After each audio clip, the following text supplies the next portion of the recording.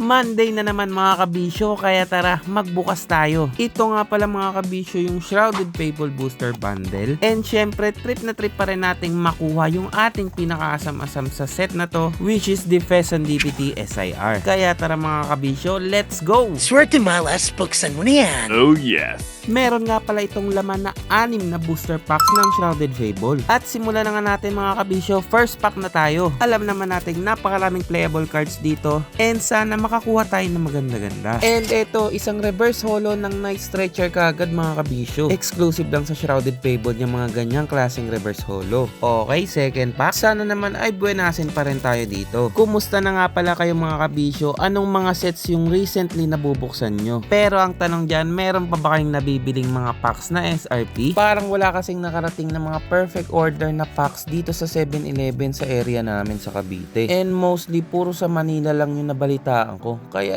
ghouls. Pero buti na lang maganda yung nabunot natin dito. Playable card na Pecharan EX. Etong mga cards na to ay gamit na gamit talaga sa meta ngayon. Kahit yung line ni Duskull to Dusknoir, gamit na gamit pa rin sa mga meta ngayon. Ganon katindi tong Shrouded Fables para sa mga Pokemon TCG player. Medyo may pagkakahawig sila ni Perfect Order na hindi masyadong mamahalin yung mga top chase cards pero napakadami namang playable cards. Katulad niyan, may Night Stretcher na naman tayo. Pero wala pa rin tayong nakukuhang kahit anong big hit dito mga kabisyo. Mukhang maalat to ah. At nandito na nga tayo sa ika-6 or last pack para sa booster bundle na to ng Shrouded Fable mga kabisyo. At kung naniniwala kang merong last pack magic, tignan mo to. O diba, meron tayong 1 golden star, meaning isang illustration rare to mga kabisyo.